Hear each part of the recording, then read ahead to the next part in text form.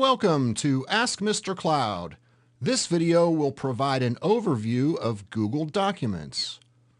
Open Chrome.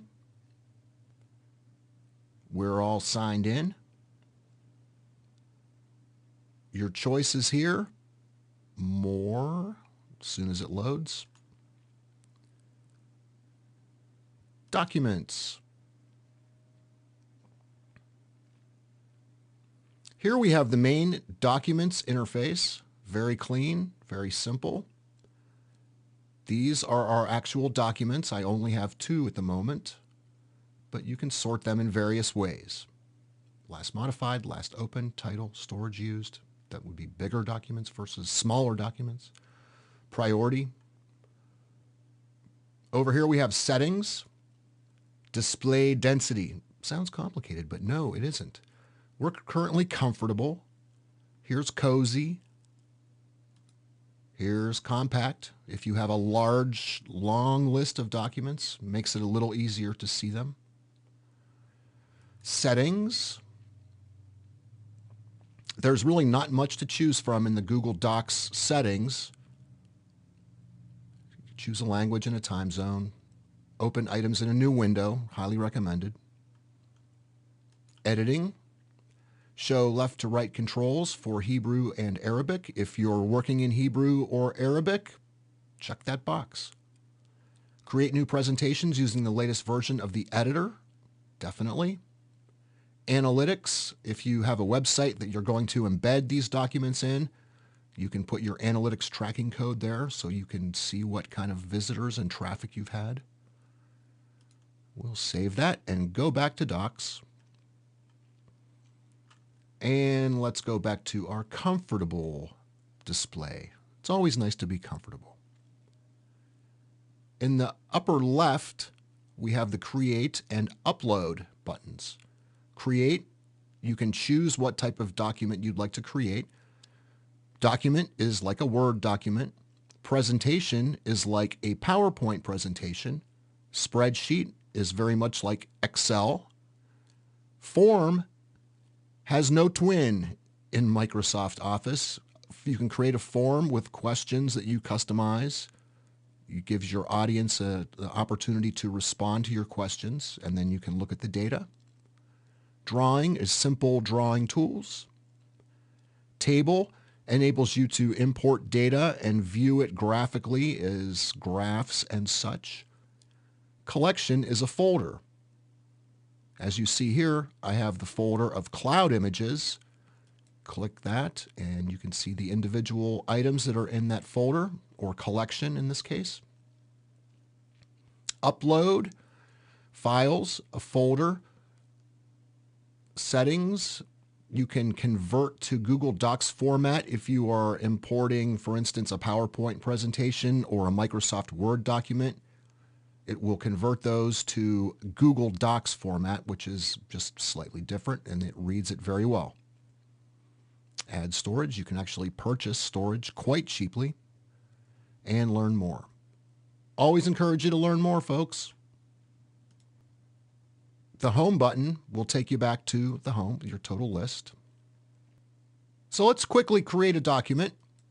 I would like to show you the sharing aspect of this, which is probably the coolest thing about Google Docs. Aside from storing all of your work on the cloud, none of these documents is stored locally on your computer. They're stored on Google servers. Again, you can access this data from anywhere that you're at by signing into your Gmail account, into your Google account, and going to Docs, and there you have it. It's there for you all the time. So this is a document, very much word processor type stuff. Great for writing papers and projects. Your toolbar here with word processing tools commonly seen in other word processing programs. You know, bold, underline, italic, color. Very common. The best thing, in my opinion, about the Google Documents is that you can collaborate in real time with other people. So what you do is you send an invitation. We'll use Missy Ray. And it will send her an email notifying her that I've invited her to share a document with me. Now, this would limit what Missy Ray can do with my document. Can edit gives her full control so that we can collaborate together on a document. Can comment would not enable her to be able to work on the document, but just to be able to make notes on it. And view, which is she can only view the document. This notification, you can send a copy of it to yourself to remind you that you've sent Missy Ray, an invitation, or you can actually paste the item into the email. So let's send Missy Ray an invitation. Comments. If you choose Show Comment Stream, you and your collaborators can talk about the document in a chat bar on the side. And that's pretty cool too.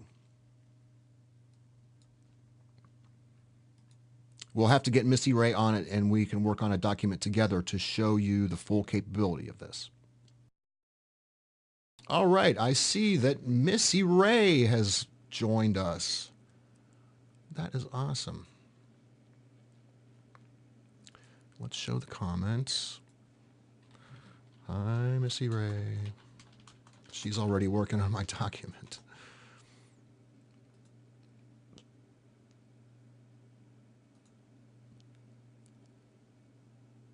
Look at her go. And then, I mean, at the same time, I can go back and edit what she's writing.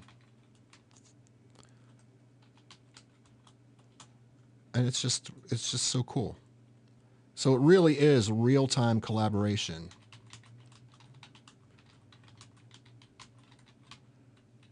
Right, Missy Ray?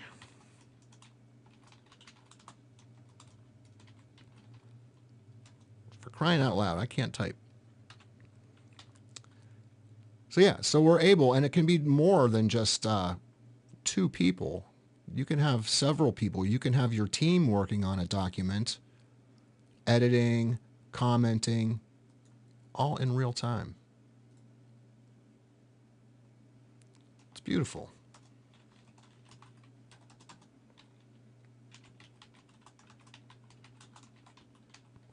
Thanks, Missy Ray. See ya later. All right. So that's collaboration on Docs. Sharing. It's awesome.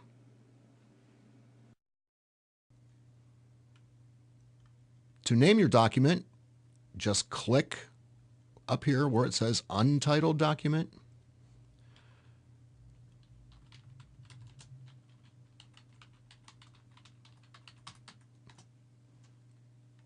And that changes the name.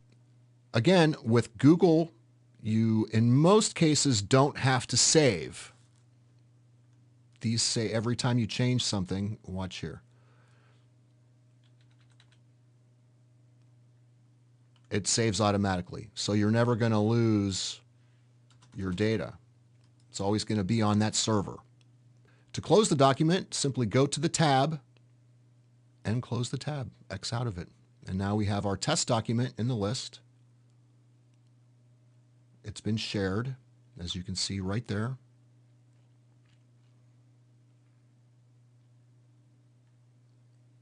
I use Google Documents every single day. Every single day. And it's so nice to not have to worry about losing your data. Computers do crash. Data does get corrupted. Having it all on Google's servers in the cloud is really a wonderful thing. There you have an overview of Google Documents. In upcoming videos, we'll take a look at each of these individually in a little bit more detail. Thank you for watching Ask Mr. Cloud.